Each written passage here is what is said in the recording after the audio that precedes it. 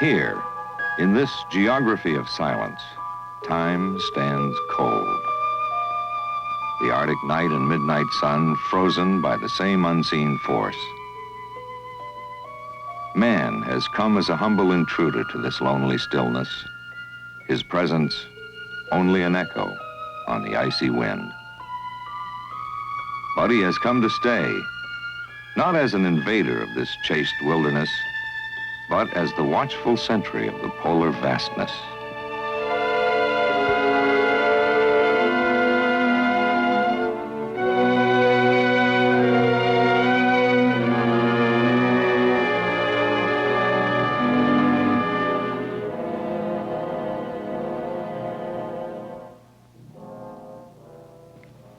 It was 1952 when a group of top American scientists was called upon to study a most serious problem in the minds of defense analysts. The problem, how to protect the North American continent against a surprise air attack from the most logical attack route over the polar cap. Under the code name of the Summer Study Group, the scientists assembled at the Massachusetts Institute of Technology in quest of a feasible solution. Their in-depth studies culminated in a recommendation of a chain of radar stations which would form an electronic fence across the entire North American continent. In case of an attack by hostile bombers, this distant early warning system, strung out above the Arctic Circle, would buy us time, very precious time. It would buy us enough time to react, both defensively and offensively. This deterrent to aggression was given the acronym DEW-line. In 1952, the existing electronics equipment wasn't suitable to the extremes of Arctic weather and atmospheric phenomena. But the challenge was accepted, and in less than 1 year from the DEW-line's conception, the first prototype station was constructed at Streator, Illinois. The scientists started from scratch and invented as they progressed. Equipment was individually designed for the alien Arctic. Most components were handmade.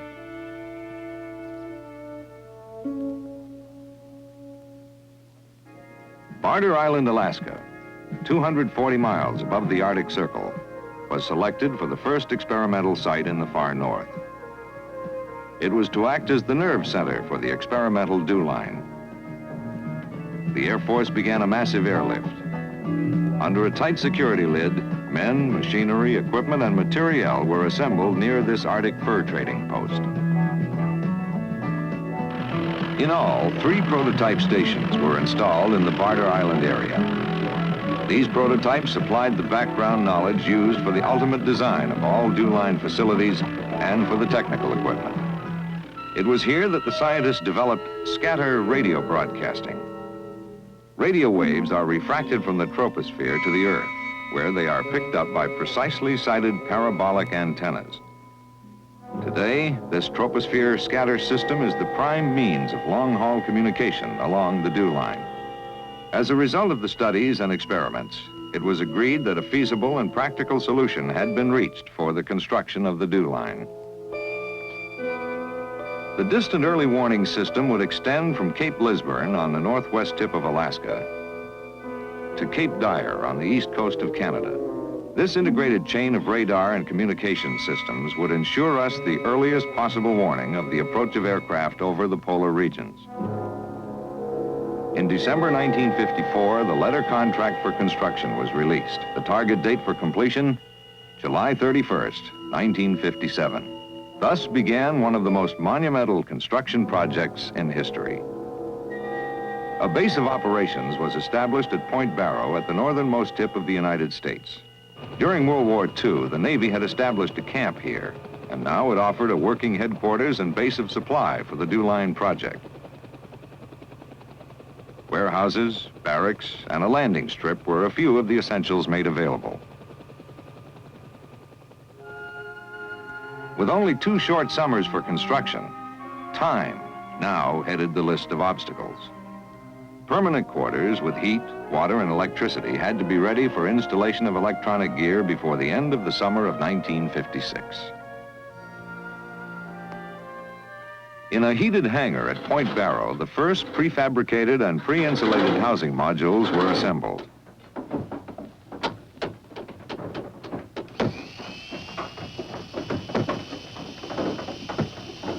They were then secured on sled-like bases for transport to DEW-line sites.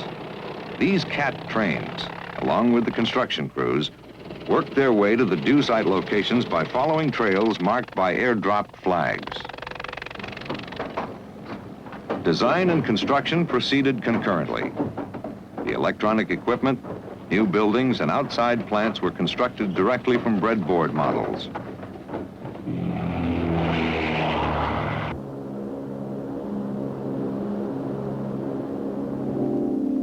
There were problems in every phase of the operation.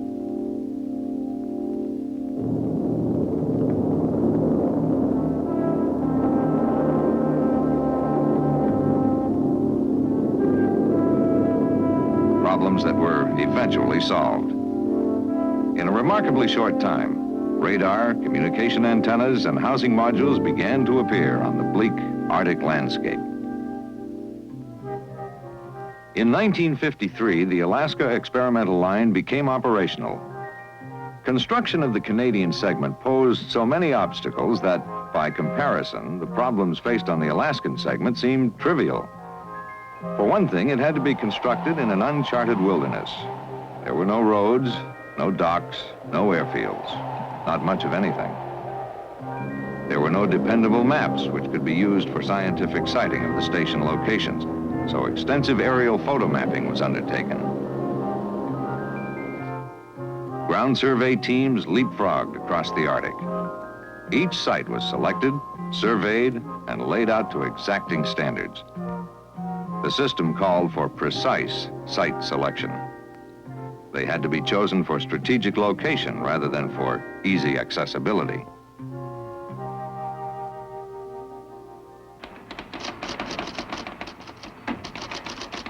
Procurement and logistics presented monumental challenges. There were no hardware stores in the Arctic. Every item, no matter how small, had to be purchased and delivered in whatever manner the Arctic climate permitted. Somehow it all got there, by plane, parachute, ship, dog sled, you name it. At the peak of construction, 25,000 people had been transported into the Arctic wastes to build this 3,000-mile line of overlapping electronic surveillance across the North American continent.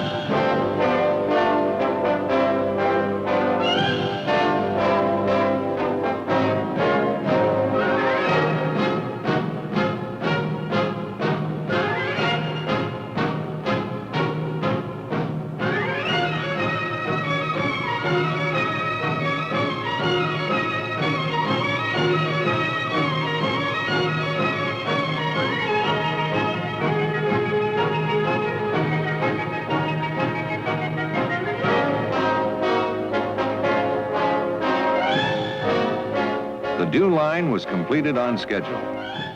This magnificent achievement could not have been possible without the historic cooperation, trust, and understanding of the U.S. and Canadian governments. On the contracted target date, July 31st, 1957, the entire line was turned over to a civilian contractor for total operation and maintenance. 2 weeks later, the DEW line was formally accepted by the United States Air Force. With the DEW line operational, we now had a link of electronic surveillance and communications extending across the lengths of Alaska and Canada. Some 50 stations dotted the Arctic wasteland.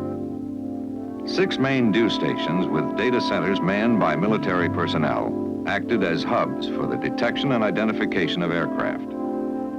The filtered data was reported to the combat operations centers at NORAD in Colorado Springs and at North Bay, Ontario. Between the main DEW sites, smaller auxiliary stations, or AUX sites, were spaced approximately 100 miles apart. In 1961, the line was extended. With the cooperation of the Danish government, 4 sites were constructed across Greenland, linking the system to England via Iceland. These auxiliary sites are located in some of the most desolate areas known to mankind. Because of their locations on the ice cap, 2 sites posed unprecedented problems for DEW line engineers. In resolving these problems, these sites had to be constructed from a very unique design. One site was constructed on a mountaintop, 4,700 feet above sea level on Greenland's west coast. The feasibility of a landing strip was negative. To this day, the only aircraft able to land at this site are choppers. Weather permitting, that is. 2 sites were constructed on the Great Greenland ice cap. One is located at an elevation of approximately 7,000 feet. The other is at an elevation of nearly 9,000 feet. Anyone working very hard at these altitudes can appreciate some of the problems of breathing. The only way to reach either of these sites is by ski-equipped aircraft. Each of the sites located on the Great Ice Cap has a composite building which houses the principal activities of the station. The buildings are supported on 8 columns and elevated about 20 feet above the surface of the 2-mile thick cap. Each of the columns has a lifting and leveling mechanism for raising the building to overcome the effects of snow buildup. The 4th Greenland site was built on Kulusuk Island, some 35 miles off the eastern coast of Greenland. A 5-mile road connects the site to an airstrip near the beach operational area. This island site is perhaps the most picturesque of all the DEW line sites. It is also susceptible to a most violent climatic phenomenon. Winds have been clocked up to 200 miles per hour, and on several occasions have caused severe damage to the radome. With redesigned, heavier, and reinforced members, the situation seemed to have been remedied. Sandestrom Air Base is used as the hub of logistics operations. Located at the end of a fjord, only 7 miles from port facilities, it is well suited for support to the 4 DEW line sites. The Greenland link became operational in October 1961.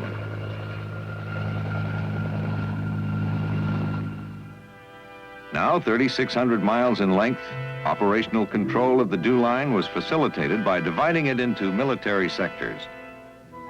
Contractor administrative control is handled separately in the areas of Greenland, Canada, and Alaska, with the main stations collecting surveillance data from all sites in their sector. Brevity code names are given to all DEW stations and reflect their geographic location. But here on the DEW line, where all sites are manned primarily by contracted civilians, man does not live by code names alone.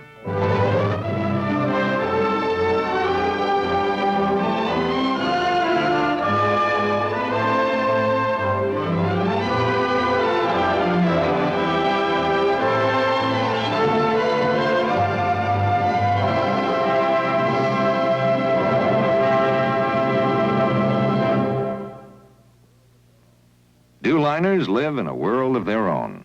Cammane is one of the 4 main sites in the Canadian portion of the DEW line. I have been here 11 years and certainly have no regrets. I guess initially I was attracted to the DO line because of the financial remuneration.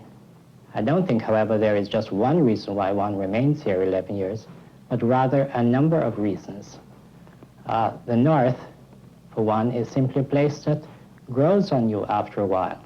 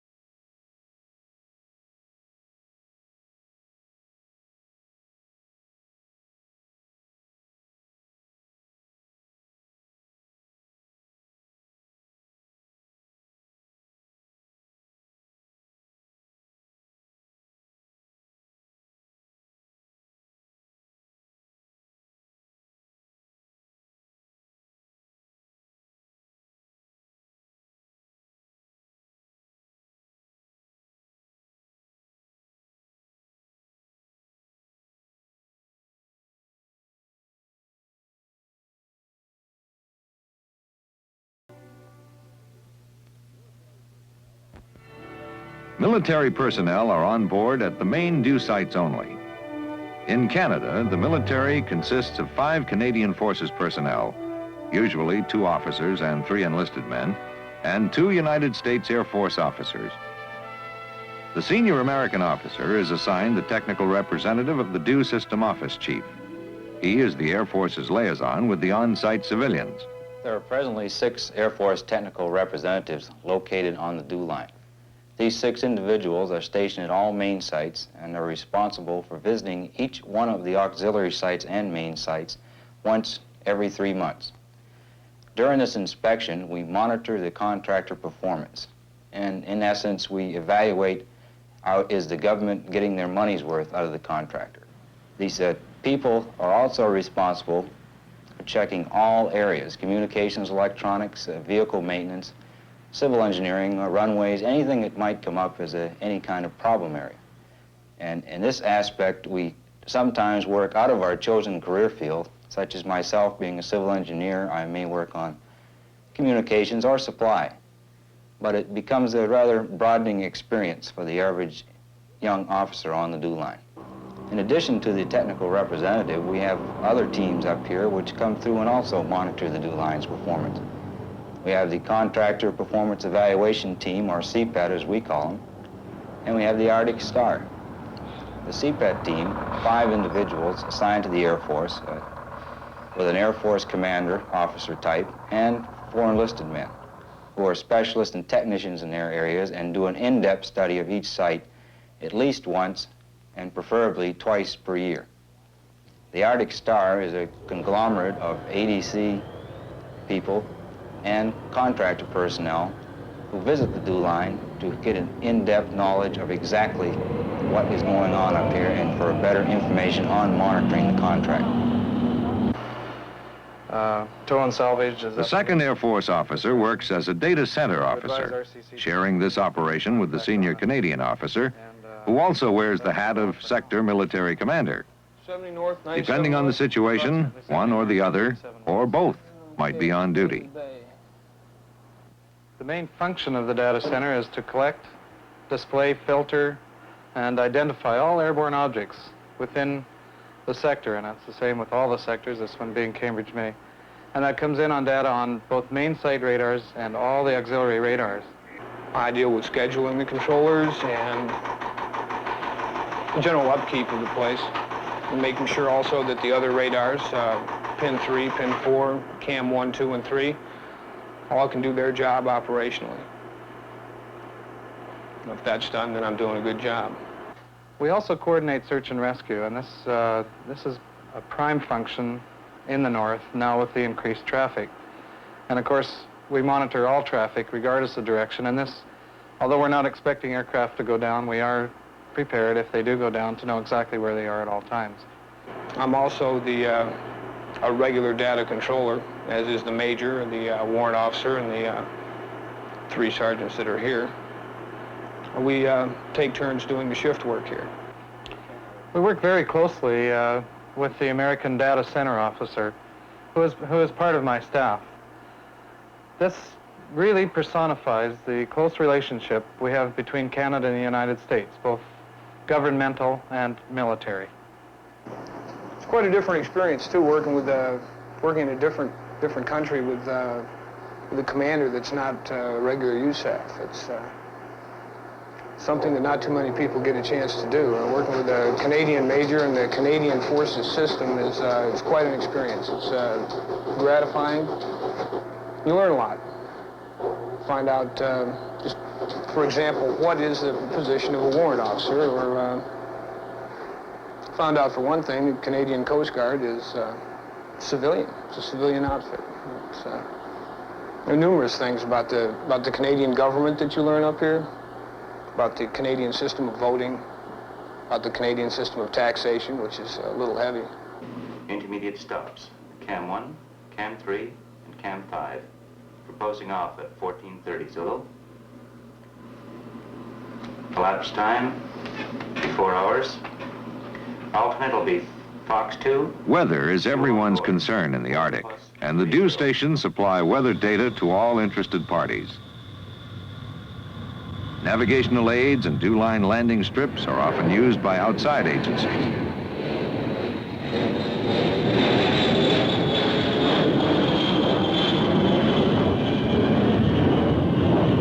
In many instances, DEW line aircraft have been used for the medical evacuation of Eskimos and other DEW liners. Third-party support is provided to many agencies which do not participate in the operation of the DEW line. Each year, an average of 150 of these agencies benefit from this support. Geologists, research on the elusive polar bear, the muskox, caribou, and other wild citizens of this remote and mostly frozen world.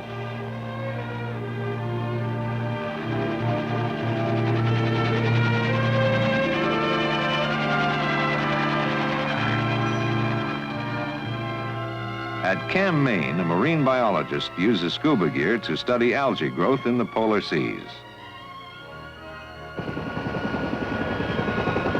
What could be more important to mankind today than to have such a remote frontier base for learning more about himself and his planet? Unless, well, of course,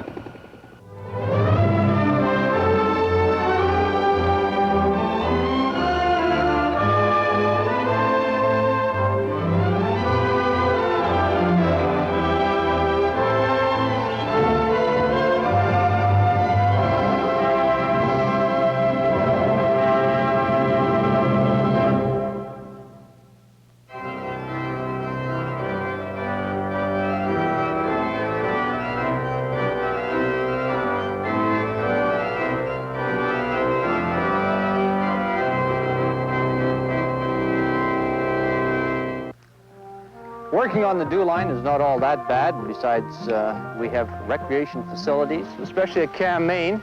We have fishing during the summer months and even during the winter when the weather starts to warm up, especially in the spring, get out and do a little ice fishing.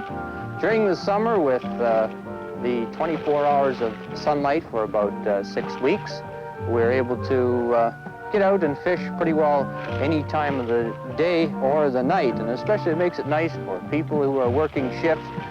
They can come out after they come off a shift, even if it's at midnight, go out, do a little fishing, and there's no worry about not catching fish because there's plenty of fish up here at Cam, Maine.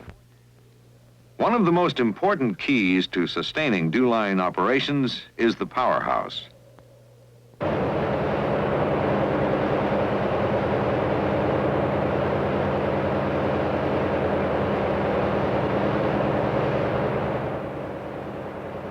The number of diesel generators and their power output varies at the sites according to mission needs. They have a dual function of supplying the electrical energy needed, and their exhaust systems provide a heating source for the module trains, even when the outside temperatures dip to 40 or 50 below.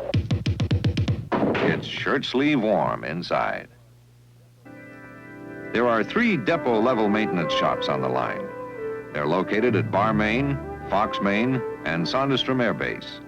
Each has the machinery and equipment necessary to take care of just about every need. Instrumentation plays a crucial role in the dew system. 3 test and calibration centers service precision measuring equipment for the entire line. The centers are located at Powell, Maine, Cam, Maine, and Sondestrom Air Base.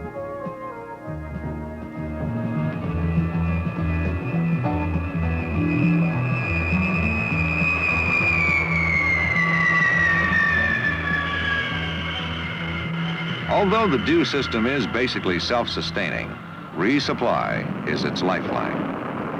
Continuous resupply is provided by aircraft flying up to the line from down south. Contract jet aircraft are used to fly this vertical airlift. For the individual on the line, the most important items coming up on the vertical airlift are mail, movies, and food.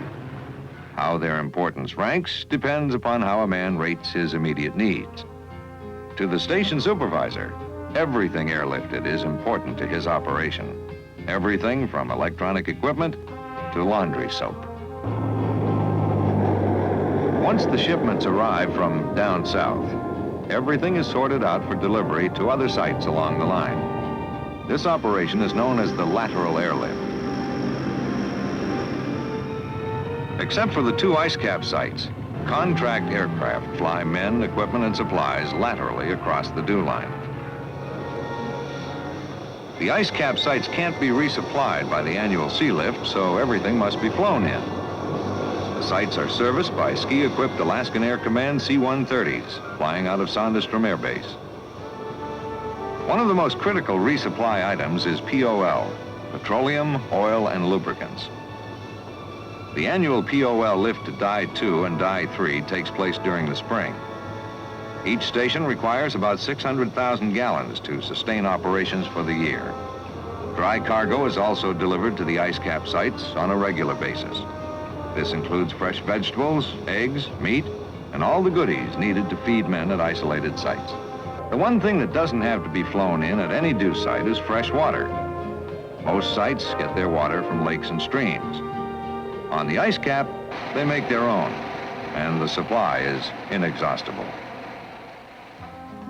Since the dew line became operational, logistics has been a monumental challenge. The success of the entire program depends heavily on a constant supply of replacement parts, perishable and non-perishable food, construction materials, fuels, and lubricants. Once a year, between late June and September, the Arctic ice breaks up enough for ships to resupply most of the dew line sectors. Often, icebreakers have to be utilized. Sea lift operations are segregated into 4 distinct areas, all with the code prefix of PACER. The annual sea lift consists of barges, tugs, cargo ships, oil tankers, and helicopters which deliver thousands of tons of supplies.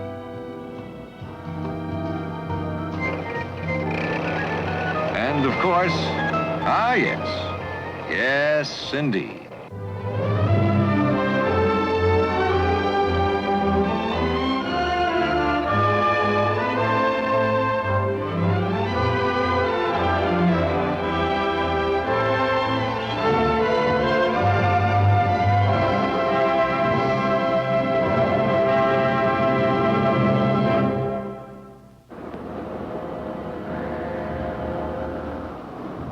When the last of the ships are gone, everyone settles down for the long, dark winter. The midnight sun soon dips below the horizon to stay, and the Arctic night nearly stretches around the clock. Chilling, bone-freezing whiteouts and blizzards become almost commonplace, which is the time when one thing is feared above everything else.